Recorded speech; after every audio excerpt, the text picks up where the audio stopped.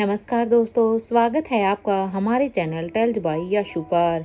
यहाँ पर आपको मिलेंगी रोचक और सस्पेंसफुल कहानियाँ। अगर आपको यहाँ पर हमारी कहानियाँ पसंद आती हैं तो कृपया करके आप हमारी वीडियोस को लाइक करें, इसको अपने दोस्तों को साथ शेयर करें और साथ के साथ अपना कमेंट करना ना भूलें। अगर आप इस चैनल पर नए हैं तो कृपया करके इसे सब्सक्राइब भी करें। आपका ज़्यादा समय न लेते हुए चलो आज की कहानी को शुरू करते हैं।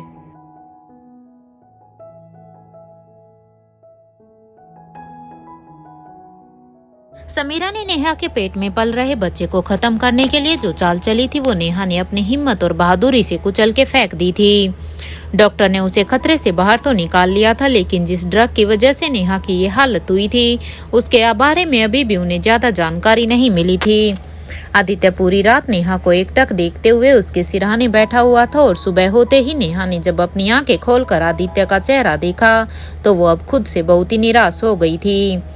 मन ही मन उसे ये लगने लगा था कि उसके आदित्य की लाइफ में आने के बाद वो बस परेशान ही रहता था। और आज तो जब उसने नेहा के दर्द पर अपनी तकलीफ जाहिर की तो नेहा का दिल अब भर आया था। अपना हाथ उसके मुंह पर रखकर उसे रोकना चाहती थी, लेकिन आदित्य रुकना नहीं चाहता था। तुम्हें पता है, जब मेरे कई बार फोन करने पर भी दरवाजा नहीं खुला तभी मुझे समझ आ गया था कि कुछ ना कुछ तो जरूर हुआ है। पहले तो मुझे बहुत गुस्सा आ रहा था कि तुम मेरे कमरे में क्यों नहीं थी। मैंने सोचा मैं तुम्हें जैसे ही देखूंगा बहुत कुछ कहूंगा, लेकिन जब मैंने तुम्हें देखा तो इतना कहते ही वो अब अचानक से रुक गया। इन बातों को कहते हुए उसकी आंखों के सामने वो भयानक दृश्य घूमने लगा था जो उसने कल देखा था। खून से भीगी नेहा को देखकर उसे जो उस वक्त महसूस हुआ था वो शब्दों में भी बयान नहीं कर सकता था। उसकी आंखें उस दर्द को बिना कुछ कहे ही नेहा के दिल तक पहुंचा रही थी। नेहा ने धीरे से उसके हाथों को पकड़ते हुए ये इशारा किया कि वो उसकी दिल की हालत को अच्छे से समझ रही थी। इस पल में दोनों को एक दूसरे से कुछ भी कहने की जरूरत नहीं थी। उनकी भाषा उनकी खामोशी थी जिससे वो एक दूसरे की हर बात जज्बात को समझ रहे थे। सब मेरी गलती है, पता नहीं कैसे मैंने तुम्हारा ध्यान नहीं रखा। पिछले दिनों से तुम कितना ही अलग बिहेव कर रही थी, पर मुझे लगा ये सब कुछ नॉर्मल है। डॉक्टर्स ने भी कहा कि ऐसा होता है, पर मेरी गलती है, मुझे इस चेंजेस के बारे में सोचना चाहिए था। तुम्हें अकेला छोड़कर नीचे बैठ गया। वैसे तो हर रोज मैं स्टडी रूम में काम करता हूँ, पर कल आई एम सो सॉरी, मुझे समझ नहीं आ रहा था ये सब कैसे हो गया। मेरे होते हुए तुम्हें किसी ने ड्रग दिया और तुम्हें पता तक नहीं चला। I feel so ashamed, Aditya ने अब नजरें झुकाकर कहा। वो सिर्फ कह नहीं रहा था बल्कि सच में नेहा की इस हालत का जिम्मेदार खुद को ही मान रहा था। वो इंसान जिसे देखकर हर किसी की नजरें नीचे हो जाया करती थी, उसके सामने वही आंखें झुकाकर अब माफी मांग रहा था। अगर ये नज़ारा कोई तीसरा इंसान देख ले तो सच में उसके लिए ये किसी चमत्कार से कम नहीं था। वो कहते हैं ना, आदमी सिर्फ अपनी महबूबा के सामने ही सिर झुकाता है। बस कुछ ऐसा ही आदित्य के साथ हो रहा था। और इन्हीं बातों के दौरान उसने वो बात कह दी थी जिसके बारे में नेहा को कोई खबर नहीं थी। ड्रग वाली बात सुनकर नेहा को इतना बड़ा शौक लगा कि वो अब उठकर बैठना चाहती थी, लेकिन उसका शरीर उसे जरा भी हिलने की इजाजत नहीं दे रहा था। उसे गुस्सा भी आ रहा था और हैरानी भी हो रही थी। उसने अपने घर में ऐसी हरकत उसके साथ कौन कर सकता है। उसने तुरंत आदित्य का हाथ अब जोर से पकड़कर उससे पूछा, क्या कहा तुमने? मुझे किसी ने ड्रग दिया? पर कैसे? मैं तो इतने दिनों से घर पर ही थी ना, और घर में ये सब। नहीं, ऐसा नहीं हो सकता आदित्य, मुझे लग रहा है कुछ गलतफहमी हुई होगी। नेहा का मन ये मानने को तैयार ही नहीं था कि अपने घर में जो सबसे ज्यादा सेफ जगह थी उसके लिए वहां पर उसके साथ ये सब कुछ हुआ था। उसकी बेचैनी देखकर आदित्य अच्छे से समझ गया था कि नेहा को सबसे पहली चिंता अपने बच्चे की हुई होगी। नेहा, आई एम सॉरी, मेरे होते हुए तुम्हें ये सब कुछ सहना पड़ा, उसके लिए मैं बहुत ही शर्मिंदा हूँ, लेकिन मेरा यकीन करो मैं सब कुछ पता करवा कर रहूँगा। जिसने भी ये हरकत की है वो मेरी नज़रों से ज़्यादा दिन तक नहीं बच पाएगा। जिस किसी ने तुम्हें और मेरे बच्चे को हार्म करने के बारे में सोचा है उसे मैं इतने आराम से जाने नहीं दूंगा। You just trust me, Aditya ने उसे समझाया। उसके अंदर खुद इस बात को लेकर इतना गुस्सा भरा था कि वो ज्यादा कुछ बोलना नहीं, सिर्फ ये करना चाहता था। नेहा को भी उस पर पूरा भरोसा था और वो अच्छे से जानती थी कि आदित्य इस बात की तह तक जरूर ही पहुंचेगा। हाँ, तभी मुझे अचानक से ऐसा दर्द महसूस हुआ जो मुझे आज तक नहीं हुआ था। नेहा ने अपनी कल की हालत के बारे में सोचते हुए कहा। अब उसे अपने मूड स्विंग्स, अपने बदले बिहेवियर और कल उठे दर्द सब का कारण समझ आ रहा था। उसके दिमाग में कई टूटी कड़ियां अब एक एक करके जुड़ रही थी। उसके अंदर अभी बहुत कुछ चल रहा था, लेकिन इतनी कमजोरी के कारण ज्यादा एक्सप्रेस नहीं कर पा रही थी। उसकी छटपटाहट देखकर अब आदित्य अच्छे से समझ रहा था कि नेहा को क्या महसूस हो रहा था।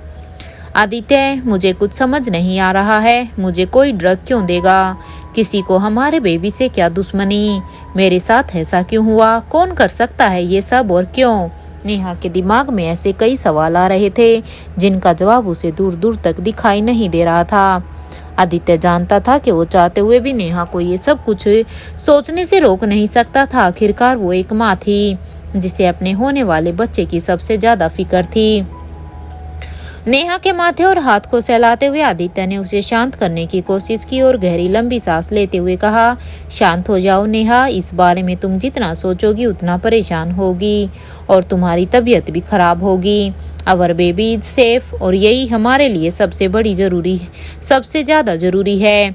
बाकी सब तुम मुझ पर छोड़ दो, मैं हैंडल कर लूंगा। तुम्हें सिर्फ अपना और हमारे बच्चे का ख्याल रखना है। अभी तुम रेस्ट करो थोड़ी देर, मैं तुम्हारे लिए कुछ अच्छा खाने के लिए लेकर आता हूँ। आदित्य ने इतना कहकर नेहा के माथे पर एक किस कर दिया। नेहा जानती थी कि वो ठीक कह रहा है, लेकिन थी तो वो एक माँ ही। ना चाहते हुए भी उसे अपने बच्चे की चिंता कर सता रही थी। उसने अपने इमोशंस को संभालने के लिए अपनी आंखें बंद कर ली थी। उसके कान में जैसे ही कदमों की आवाज पड़नी शुरू हुई, नेहा समझ गई थी कि आदित्य रूम से बाहर निकल गया था।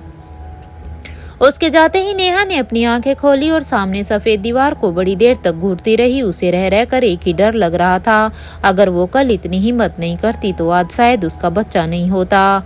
वो अपने इमोशंस को संभालने की बहुत कोशिश कर रही थी, लेकिन उसके आंसू रुकने का नाम ही नहीं ले रहे थे।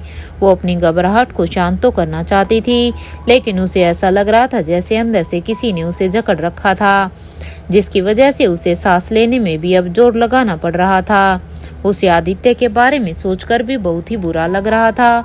वो सोच रही थी कि अगर वो उसकी जगह होती तो उसे कैसा महसूस होता, और इसलिए वो ये समझ पा रही थी कि उसका गिल्ट कितना बड़ा था। यहाँ उसी वक्त आदित्य डॉक्टर के साथ उसके कैबिन में बैठा हुआ था। उसने बड़ी चिंता के साथ पूछा, डॉक्टर, कुछ पता चला? नेहा की कंडीशन का क्या अपडेट है? मिस्टर सिंघानिया, जैसा कि मैंने आपको पहले भी बताया था, नेहा खतरे से पूरी तरह से बाहर है और आपका बेबी भी बिल्कुल सेफ है। कांच चुभने की वजह से हाथ पैर में जो कट्स लगे हैं वो भी हील हो जाएंगे। हमने ये भी कंफर्म कर लिया है कि नेहा की बॉडी में जो ड्रग मिला है वही उसके मूड स्विंग्स का मेजर कारण था। उसने नेहा की बॉडी में सेवर हार्मोनल इम्बैलेंस क्रिएट किया था, जिसकी वजह से अबॉर्शन तक पहुंच सकती थी, लेकिन हमने उस कंडीशन को पूरी तरह से कंट्रोल कर लिया है। अब रही बात ड्रग की, तो हमें कुछ खास चीजें पता चली हैं। जो ड्रग नेहा की बॉडी में इस्तेमाल किया गया है वो टेस्टलेस और कलरलेस दोनों था, इसलिए नेहा को पता भी नहीं चला कि किस तरह से उसकी बॉडी को ये ड्रग दिया जा रहा था। वो तो अच्छा हुआ कि नेहा को ये पेन फील हुआ और वो यहाँ अस्पताल आ गई, वरना जैसे जैसे इस ड्रग का इंटेक नेहा की बॉडी में बढ़ता, कॉम्प्लिकेशंस और बढ़ जाती। डॉक्टर ने बड़े ही विस्तार से आदित्य को एक एक चीज समझाई। वो साफ देख रहे थे कि ये सब सुनकर आदित्य का चेहरा गुस्से से लाल हुआ जा रहा था। जब वो इस ड्रग इंटेक के बारे में सुनता था तब उसका खून खोल रहा था। डोंट वरी मिस्टर सिंघानिया, हमें बस ये ध्यान रखना है कि अब नेहा की बॉडी में उस ड्रग का एक कतरा भी नहीं जाना चाहिए। कुछ दिनों तक नेहा का बहुत ही क्लोजली ध्यान रखना होगा। अगर कभी भी कोई भी माइनर सी भी दिक्कत होती है तो तुरंत हमसे बात करिएगा, डॉक्टर ने कहा। डॉक्टर की बातों ने आदित्य को थोड़ा सा रिलैक्स कर दिया था, लेकिन उसने अब ठान लिया था कि वो अब नेहा की केयर में वो किसी भी तरह की लापरवाही नहीं होने देगा। वो कुछ और पूछने ही वाला था कि तभी अब डॉक्टर बोल पड़े, मिस्टर सिंघानिया, नेहा के वाउंड्स को रिकवर होने में ज़्यादा समय नहीं लगेगा। लेकिन इतना कहकर वो रुक गए। लेकिन क्या डॉक्टर, आदित्य ने पूछा। नेहा का मेंटल स्टेट ठीक नहीं है। पहले हमें लगा था कि ड्रग सिर्फ और सिर्फ बेबी को हार्म करने के मकसद से नेहा को दिया जा रहा था, लेकिन इस ड्रग ने नेहा का इतना ज़्यादा हार्मोनल इम्बैलेंस कर दिया है कि कई बार नेहा को शायद खुद भी पता नहीं चला होगा कि उसने क्या किया, डॉक्टर ने बताया। यह बात आदित्य को ठीक से समझ नहीं आई। मूड स्विंग्स तक तो सब कुछ समझ आ रहा था, लेकिन अब ये मतलब मैं कुछ समझा नहीं, डॉक्टर आदित्य ने कहा। जब हम नेहा की चोट पर बैंडेज लगा रहे थे तो उसके हाथ और पैर में कई ऐसे कट्स थे जो कांच चुभने की वजह से लगे थे, पर उसके हाथ में हमें 2 ऐसे कट्स दिखाई दिए जो कांच की वजह से नहीं लगे थे, डॉक्टर ने बड़ी गंभीरता से कहा। इस बात को जब उन्होंने खुद रियलाइज किया था तो ये उनके लिए भी काफी शॉकिंग था। कहना क्या चाहते हैं आप डॉक्टर, साफ साफ कहिए ना। नेहा को तो पिछले कुछ दिनों में कोई चोट नहीं लगी थी, तो फिर आदित्य ने अब हैरान होकर पूछा। हाँ, इसलिए जब हमने उन 2 कट्स को ध्यान से देखा तो हमें पता चला कि ये नेहा ने खुद किया है, डॉक्टर ने बताया। ये बात सुनते ही आदित्य के पैरों तले जैसे जमीन खिसक गई। नेहा अपना खुद का हाथ कैसे कट कर सकती है? ये बात तो हजम करने लायक ही नहीं थी। इतनी सेंसिबल और समझदार लड़की ऐसा कभी नहीं कर सकती थी, वो भी अपनी प्रेगनेंसी के दौरान। इस बात पर यकीन कर पाना आदित्य के लिए बहुत ही मुश्किल था। उसका चेहरा देखकर डॉक्टर को समझ आ गया था कि ये उसके लिए कितना बड़ा शौक था। मिस्टर सिंघानिया, मैं जानता हूँ कि आपको इस बात पर यकीन नहीं हो रहा होगा, बट लेट मी एक्सप्लेन। इस पूरे केस में नेहा की कोई भी गलती नहीं है। जो ड्रग नेहा को दिया जा रहा था वो उसके इमोशंस को इतना डिस्टर्ब कर चुका था कि नेहा को एक पॉइंट के बाद कुछ फील ही नहीं होता था। ये सब कुछ उसने किसी के से शेयर नहीं किया और अकेले ही इस पेन को फील करती रही। जब ओवरवेल्म्ड होने के बाद उसे कुछ भी समझ नहीं आया, तब उसे कुछ ऐसा फील करने का मन करता था जो पावरफुल हो, और उसे ये पावर पेन में नजर आई। इसलिए उसने पेन फील करने के लिए ये सब किया है। मैंने कई केसेस जैसे देखे हैं जहाँ पेशेंट ये कदम उठा लेते हैं, डॉक्टर ने अच्छे से समझाया। इस बात को सुनकर अब आदित्य के रोंगटे खड़े हो गए थे। यह नेहा ने कैसे था, उसे यकीन नहीं हो रहा था। डॉक्टर, ये क्या कह रहे हैं आप? आपको पता है ना आप नेहा के बारे में बात कर रहे हैं, आदित्य ने अब गुस्से में कहा। मिस्टर सिंघानिया, हम ये नहीं कह रहे हैं कि इसमें नेहा की गलती है, उसे तो पता भी नहीं था कि वो क्या कर रही थी। हम बस इतना समझाने की कोशिश कर रहे हैं कि जो ड्रग उसे दिया गया था वो कोई साधारण सा अबॉर्शन के लिए नहीं था। उस ड्रग के थ्रू बच्चे के साथ साथ नेहा को भी कंट्रोल करने की कोशिश की गई थी। इस ड्रग को लेते ही व्यक्ति डिस्ट्रक्टिव हो जाता है और उस वक्त वो क्या करता है उस पर उसका खुद का भी कंट्रोल नहीं होता, डॉक्टर ने पूरा केस आदित्य को समझाते हुए कहा। आदित्य को डॉक्टर की किसी भी बात पर यकीन ही नहीं हो रहा था। उसे खुद पर शर्म आ रही थी ये सोचकर कि उसकी वाइफ पिछले दिनों से इतना सब कुछ सह रही थी और उसे भनक तक नहीं लगी। उसे समझ में नहीं आ रहा था कि उसका ऐसा कौन सा दुश्मन था जो इस तरह की प्लानिंग कर सकता था। मिस्टर सिंघानिया, आपकी परमिशन हो तो मैं आपसे कुछ कहना चाहूँगा, डॉक्टर ने कहा, जिसके बाद आदित्य ने सिर हिलाकर सहमति दे दी। शायद मुझे ये बात आपसे नहीं कहनी चाहिए और आप अभी तक खुद ही समझ गए होंगे, लेकिन मुझे लगता है जिस तरह से ये ड्रग नेहा को दिया गया है वो भी इतनी टाइट सिक्योरिटी में ये काम जरूर किसी ऐसे ने किया है जो उनके बहुत ही करीब रहता है, और जिस तरह की प्लानिंग इसमें की गई है ये काम किसी दुश्मन का लगता है। मुझे यकीन नहीं होता कि नेहा से कोई ऐसी दुश्मनी कैसे निकाल सकता है, डॉक्टर ने कहा। डॉक्टर ने वो सब कुछ कह दिया जो आदित्य के मन में ऑलरेडी चल रहा था। वो भी अभी तक समझ चुका था कि ये काम किसी ऐसे इंसान ने किया है जिसके अंदर नेहा के लिए इतनी नफरत भरी हुई थी कि वो जल्लाद से भी बदतर हो चुका था। ये सोचकर ही उसके अंदर इतना गुस्सा भर चुका था कि वो डॉक्टर को भी अब घूरे जा रहा था। ठीक है, thank you for this information, Aditya ने कहा और वो वहाँ से जाने के लिए उठ गया। उसे पता था कि इसके आगे क्या करना है, वो सिर्फ उसे ही डिसाइड करना था। जाते जाते उसने डॉक्टर की तरफ मुड़कर देखा और गुस्से से कहा, इस ड्रग के बारे में जितना हो सके पता कीजिए। इसका कोई भी साइड इफेक्ट नेहा पर नहीं पड़ना चाहिए। Just keep that in mind. Aditya की इस बात से धमकी साफ सुनाई दे रही थी। डॉक्टर को भी समझ आ गया था कि उसे अपनी रिसर्च को जितना हो सके आगे बढ़ाना है ताकि आदित्य के गुस्से का प्रकोप उसे ना सहना पड़े। आदित्य वहां से बाहर तो निकल गया था, लेकिन डॉक्टर की बातें सोच सोच कर उसका दिमाग फटा जा रहा था। वो बाहर से बिल्कुल ही शांत रहने की कोशिश कर रहा था, लेकिन अंदर से उसका दिल गुस्से से उबल रहा था। उसे यकीन नहीं हो रहा था कि किसी की हिम्मत इतनी बढ़ गई थी कि उसने आदित्य सिंघानिया की वाइफ को नुकसान पहुंचाने के बारे में सोचा था। पूरे दिन नेहा को स्ट्रिक्ट ऑब्जर्वेशन में रखने के बाद नेहा को डिस्चार्ज मिल गया था। आदित्य को यकीन था कि वो उसका पूरी तरह से ख्याल रख लेगा, उसे सीढ़ियां चढ़ने में दिक्कत ना हो, इसलिए जब तक वो पूरी तरह से रिकवर नहीं हो जाती आदित्य उसे नीचे ही रखना चाहता था। पीहू को नेहा के साथ रहना था, इसलिए वो भी पूरे वक्त नीचे ही वाले रूम में ही बैठी हुई थी। बस सोने के लिए आदित्य ने मरियम के साथ उसे ऊपर भेज दिया। अब नीचे बस कुछ चुनिंदा सर्वेंट्स बचे थे। आदित्य के दिमाग में ये बात अच्छे से अब बैठ चुकी थी कि नेहा को ड्रग किसी ऐसे ने दिया जो उसके करीब रहता था। मरियम और पीहू को छोड़कर कुछ ऐसे सर्वेंट्स थे जो नेहा के आसपास रहते थे। आदित्य की नजर अब हर एक सर्वेंट पर थी। जब से वो अस्पताल से नेहा को लेकर लौटा था, मरियम और पीहू को छोड़कर वो हर किसी को शक की निगाहों से देख रहा था। उसके दिमाग में बस उस इंसान को पकड़ने के लिए अलग अलग तरीके चल रहे थे। उसने मयंक को भी मेंशन बुला लिया था। वो भी इतना चौकन्ना था कि नेहा के सामने से एक पल के लिए भी हट नहीं रहा था। उसने अपने घर में काम कर रहे नौकरों पर भी कभी ज्यादा ध्यान नहीं दिया, क्योंकि ये सब कुछ मरियम ही संभालती थी। लेकिन आज उसने खास करके इन नौकरों के बारे में मरियम से पूछा था। न जाने क्यों उसे ऐसा लग रहा था कि सर्वेंट्स के इस ग्रुप में ही कोई दिक्कत है। मुझे बार बार ऐसा क्यों लग रहा है कि एक आदमी मिसिंग है या फिर मैं कुछ मिस कर रहा हूँ। आदित्य को एग्जैक्टली समझ नहीं आ रहा था कि क्या हो रहा था। उसने तुरंत इस बात को कंफर्म करने का ऑर्डर अब मयंक को दे दिया।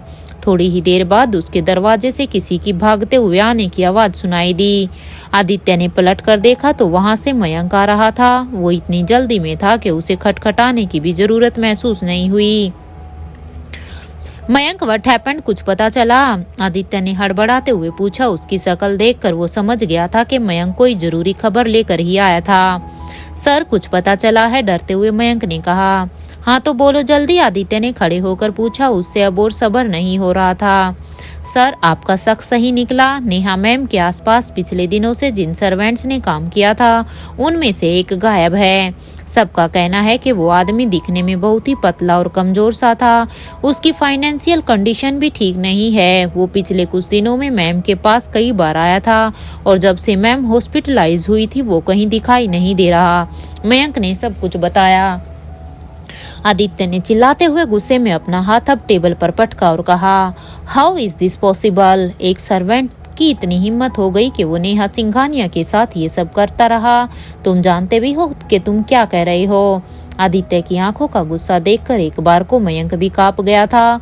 वो तो सोच भी नहीं पा रहा था कि आदित्य उस सर्वेंट का अब क्या हाल करेगा।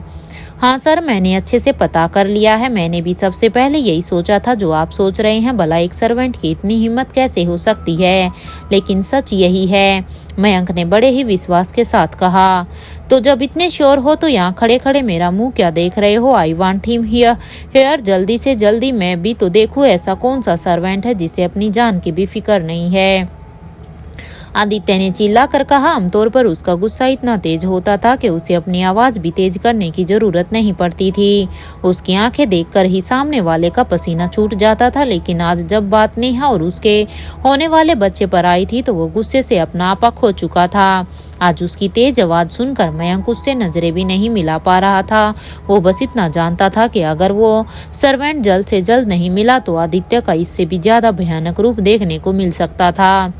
यस सर, मैंने अपने आदमियों को भेज दिया है। हमारे सारे सर्वेंट्स की डिटेल्स हमारे पास थी।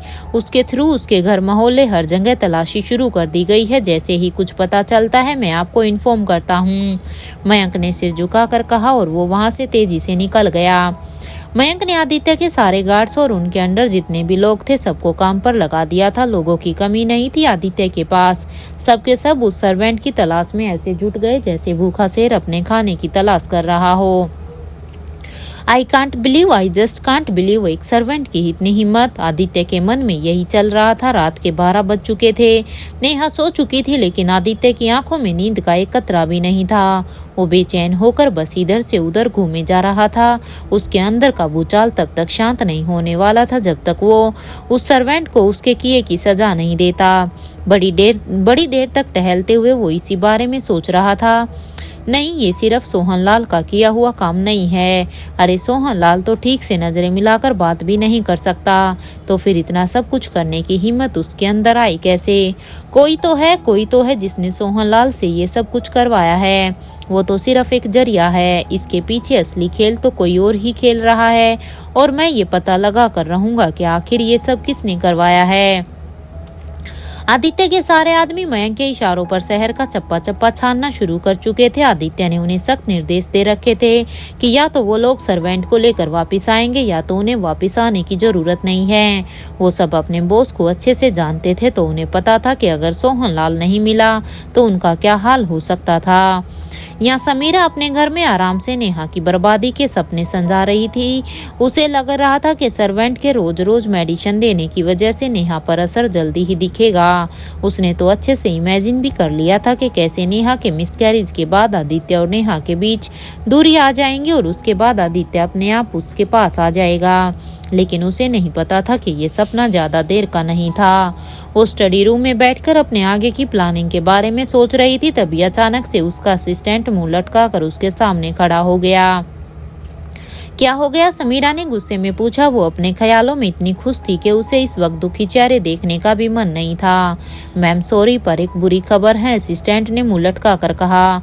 व्हाट? क्या हो गया? जल्दी बोलो, समीरा ने गुस्से में पूछा। वो अपनी परफेक्ट प्लानिंग में किसी भी तरह का खलल नहीं चाहती थी। मैम, नेहा को कल हॉस्पिटल में एडमिट किया गया था, और इतना कहकर असिस्टेंट शांत हो गया। डर के कारण उससे आगे की बात बोली ही नहीं जा रही थी। अरे बोलो भी, क्या सोच रहे हो? समीरा ने चिल्लाते हुए पूछा। वो जितनी देर शांत खड़ा था, समीरा की घबराहट उतनी ही बढ़ती जा रही थी। मैम, नेहा को चोट जरूर आई, लेकिन उसका मिसकैरेज नहीं हुआ। हमने जैसा सोचा था वैसा कुछ भी नहीं हो पाया, और उसका बच्चा और वो दोनों ही बिल्कुल ठीक हैं। असिस्टेंट ने सिर झुकाकर ये बात बताई। वो जानता था कि समीरा ये सुनकर बौखला जाने वाली है, इसलिए उसकी तो उससे नजरें मिलाने की हिम्मत भी नहीं हो रही थी। क्या कहा तुमने? मिसकैरेज नहीं हुआ? मतलब ऐसा कैसे हो सकता है? तुम ही लाए थे ना वो ड्रग, तो फिर ये कैसे पॉसिबल है? हाँ, समीरा ने चिल्लाते हुए पूछा। उसे ये बात हजम ही नहीं हो रही थी, क्योंकि सोहनलाल ने खुद बताया था कि वो नेहा को ड्रग दे रहे हैं, और ड्रग का काम उसके असिस्टेंट ने अच्छे से पता किया हुआ था। तो फिर ये कैसे पॉसिबल था कि ड्रग का नेहा पर कोई असर नहीं हुआ? इसका तो सीधा मतलब ये था कि या तो उसके असिस्टेंट ने ड्रग के बारे में ठीक से पता नहीं किया, या फिर सोहनलाल ने उससे झूठ बोला है। तुमने ही पता किया था ना उस ड्रग के बारे में? समीरा ने अब अपने ही असिस्टेंट को शक की निगाहों में देखते हुए पूछा। असिस्टेंट अपनी ही जगह पर खड़े खड़े अब कांपने लगा। उसने अब तुरंत जवाब दिया। मैम, मैंने सब कुछ ठीक से पता किया था, सच में, प्लीज मेरा भरोसा कीजिए, मैंने कोई भी गलती नहीं की है। जब तुम उस ड्रग के बारे में ठीक से पता करके आए थे, तो ऐसा कैसे हो गया कि उसने अपना असर नहीं दिखाया? साइंस फेल हो गई, या फिर नेहा की बॉडी कुछ अलग है? सच सच बताओ कि बात क्या है, वरना तुम भी जानते हो कि मुझे सच निकलवाना अच्छे से आता है, समीरा ने उसे धमकाते हुए कहा। मैम, प्लीज मेरा भरोसा कीजिए, मुझे सच में नहीं पता, मैंने इस ड्रग के बारे में अच्छे से पता किया था। आप कहें तो इससे रिलेटेड पूरा डॉक्यूमेंट मैं आपको भेज दूं। उसमें साफ साफ लिखा है कि अगर सही क्वांटिटी में इसे दिया जाए तो मिसकैरेज होना पक्का है। असिस्टेंट ने घबराते हुए वो सब कुछ कह दिया जो उसे पता था, लेकिन उसकी एक बात पर समीरा का ध्यान अटक गया था। क्या कहा तुमने? सही क्वांटिटी में? समीरा ने पूछा। यस मैम, असिस्टेंट ने कहा। और ये बात तुमने सोहनलाल को समझाई थी? समीरा ने पूछा। यस मैम, आपके ही सामने उसे सब कुछ अच्छे से समझाया था, असिस्टेंट ने और विश्वास के साथ कहा। समीरा को भी दिमाग पर अब जोर देने के बाद याद आया कि वो सही कह रहा था। तुरंत उसके दिमाग में ये बात खटकी कि कहीं गलती सोहनलाल की तो नहीं? क्या उसने सही तरह से नेहा को वो ड्रग दिया भी था या नहीं? कहीं उसने तो अपनी तरफ से कोई कमी नहीं छोड़ दी, जिसकी वजह से नेहा पर उसका कोई असर नहीं हुआ। इन सारे ही सवालों में समीरा फंसी जा रही थी और जानती थी कि अगर कोई इन सब का जवाब दे सकता था तो वो है सोहनलाल। सोहनलाल को बुलाओ यहाँ राइट नाउ, समीरा ने अपने असिस्टेंट को ऑर्डर दिया। असिस्टेंट भागा भागा सोहनलाल को ढूंढने के लिए निकल पड़ा। रात के 1 बज रहे थे, लेकिन इस बात से समीरा को कोई खास फर्क नहीं पड़ रहा था। उसे तो बस इस वक्त सोहनलाल से बात करनी थी। कुछ देर बाद फिर से वो भागता हुआ समीरा के पास आया।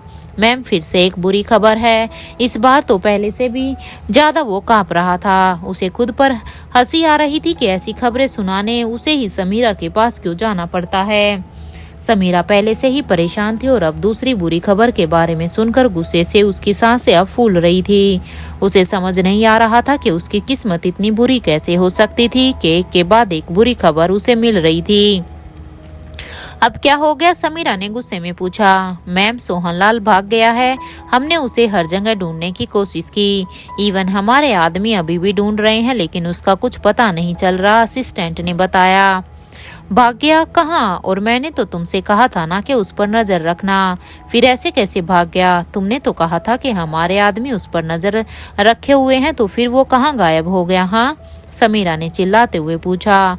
उसके मन में जितनी भी शंकाएं थी वो सारी केवल सोहनलाल ही दूर कर सकता था।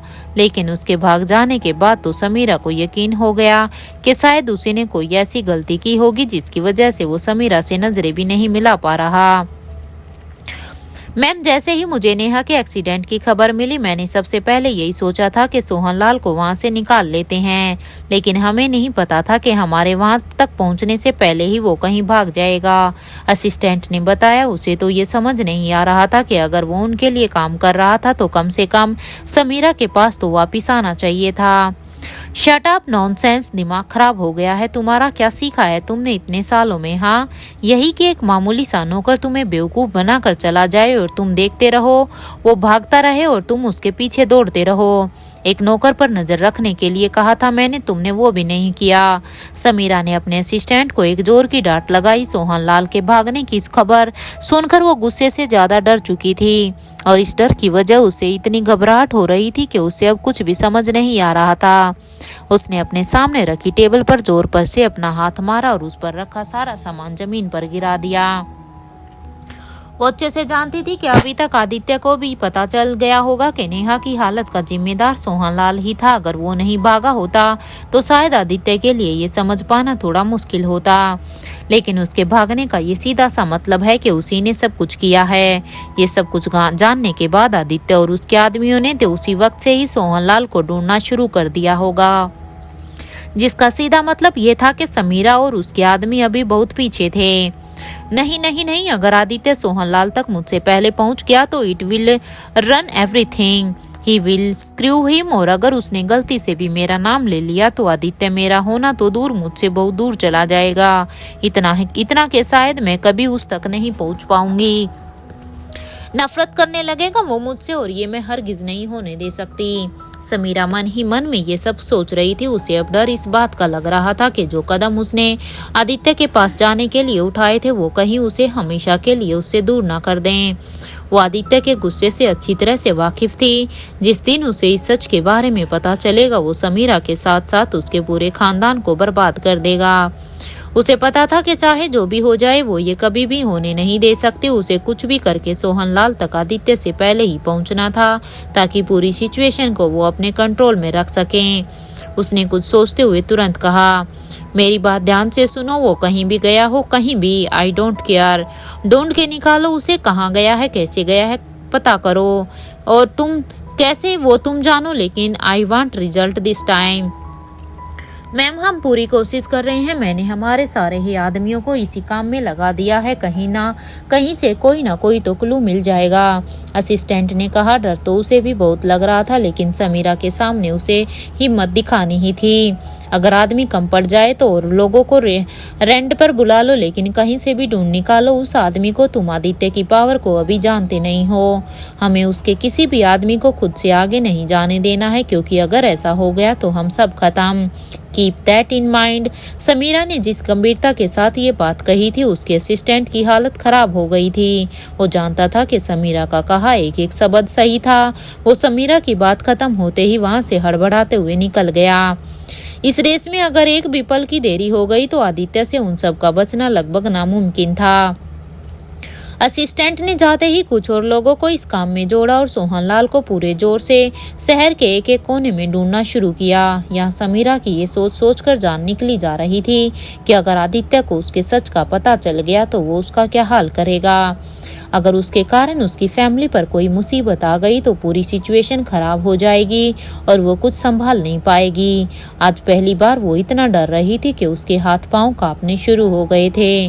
बार बार वो घबराहट के कारण बस अपना फोन चेक किए जा रही थी, कहीं उसके असिस्टेंट ने कॉल तो नहीं किया। सोहनलाल के बारे में कुछ पता तो नहीं चला। डरते डरते बस अपने कमरे में वो इधर से उधर टहल रही थी। तभी कुछ सोचकर उसने अपना फोन उठाया और एक नंबर डायल कर दिया। रिंग जाने के तुरंत बाद फोन उठ गया और दूसरी तरफ से अब एक आदमी ने भारी आवाज में बात करनी शुरू की। मुझे तुम्हारी मदद की जरूरत है, आई नीड यू, समीरा ने कहा। लगभग 1 घंटे के बाद गोमती नदी पर बने पुराने कच्चे पुल के पास लोगों का जमावड़ा लगा हुआ था। उस पुल का रास्ता शहर के बाहर की ओर जाता था। इतनी रात गई, यहाँ पर इतनी भीड़ इकट्ठा होना कोई आम बात नहीं थी। कुछ लग्जरियस कार्स भी किनारे पर पार्क थी। अंधेरे में कुछ खास नजर नहीं आ रहा था, लेकिन गाड़ियों की हेडलाइट से विजन क्लियर हो गया था। दूर से देख रहे लोग भी आकर पीछे से जुड़ते जा रहे थे। सबको लग रहा था कि यहाँ कुछ तो बहुत बड़ा हुआ है। सब लोग अपने ही मन में तरह तरह की बातें बना रहे थे कि यहाँ पर क्या हुआ होगा। वहाँ पार्क लग्जरियस गाड़ियों में से कई तो आदित्य की थी। इस भीड़ को क्रॉस करते हुए आदित्य पुल की तरफ बढ़ रहा था। मयंक भी उसके साथ चल रहा था। आदित्य को समझ नहीं आ रहा था कि ये सब चल क्या रहा था। जैसे जैसे वो आगे बढ़ रहा था उसे पुलिस की भीड़ नजर आई, जिन्होंने रास्ता बंद कर रखा था। सिर्फ आदित्य को स्पेशल ऑर्डर्स पर चेक पॉइंट्स करके पुलिस तक जाने की इजाजत थी। मयंक भी उसके साथ ही अंदर आया। जैसे ही आदित्य थोड़ा आगे बढ़ा उसे आसपास खून ही खून बिखरा हुआ नजर आया। उसने तुरंत पुलिस से पूछा, यहाँ क्या हो रहा है और मुझे यहाँ क्यों बुलाया है? सर, जिस सोहनलाल को आप इतनी देर से ढूंढ रहे थे, हमें थोड़ी ही देर पहले ये खबर मिली कि वो यहाँ एक पुल के पास देखा गया है। मयंक सर को हमने अपडेट भी कर दिया था। हम यहाँ के लिए निकल गए थे और बिना देरी किए विदिन 15 मिनट्स हम यहाँ पहुँच भी गए थे। लेकिन हम आते उससे पहले ही किसी ने यहाँ पहुंचकर जो सोहनलाल को जान से मार दिया। पुलिस की टीम में से सीनियर ऑफिसर ने बताया। What, Sohanlal is dead? Aditya ने चौंकते हुए पूछा। मयंक उसके पीछे चुपचाप सिर झुकाकर खड़ा था। उसे जैसे ही पुलिस वाले का फोन आया उसने तुरंत आदित्य को यहाँ बुला लिया था। डांट के डर से यहाँ आने से पहले उसने आदित्य को ये बताया ही नहीं था कि सोहनलाल मर चुका है। जी, मुझे लगता है किसी को इस बात का डर था कि सोहनलाल आपके हाथ ना लग जाए, इसलिए जैसे ही हम उस तक पहुंचने वाले थे किसी ने इसे हमेशा के लिए खामोश कर दिया। ऐसा लगता है जैसे सोहनलाल के साथ एक बहुत बड़ा राज चला गया, जिसे छुपाए रखने के लिए उसे मौत के घाट उतार दिया गया है। पुलिस वाले ने सब कुछ समझाया। ये सब अपनी आंखों से देखकर आदित्य का गुस्सा उसकी आंखों में साफ दिखाई दे रहा था। उसकी गुस्से की गर्माहट मयंक को बगल में खड़े होकर भी अच्छे से महसूस हो रही थी। अपने बॉस को इतने गुस्से में देखकर उसकी तो हिम्मत ही नहीं हो रही थी कुछ भी कहने की। बड़ी मुश्किल से उसने डरते हुए बोलना शुरू किया। Sir, Sohanlal is dead. अब हमारे यहाँ रुकने का कोई पॉइंट नहीं है। आई थिंक हमें चलना चाहिए। वापिस चलकर कुछ सोचते हैं कि आगे क्या करना है। मयंक कह तो सही ही रहा था, लेकिन आदित्य को इस वक्त कुछ भी सुनने का मन नहीं कर रहा था। उसने बिना कुछ जवाब दिए मयंक की तरफ गुस्से से देखा और वहां से जाने के लिए मुड़ गया। आसपास के लोगों को भी इतना पता चल गया था कि जो व्यक्ति मरा था वो आदित्य सिंघानिया के लिए कितना जरूरी था। आदित्य के चलते ही मयंक भी जल्दी जल्दी उसके पीछे चलने लगा। सर, अब हम क्या करेंगे? सोहनलाल के साथ तो हमारी सारी होप्स ही मर गई, मयंक ने आदित्य के पीछे चलते हुए कहा। आखिर कौन था सोहनलाल के मर्डर के पीछे? अब कैसे पहुंचेगा आदित्य असली गुनहगार तक? क्या समीरा बचा पाएगी खुद को आदित्य के गुस्से से?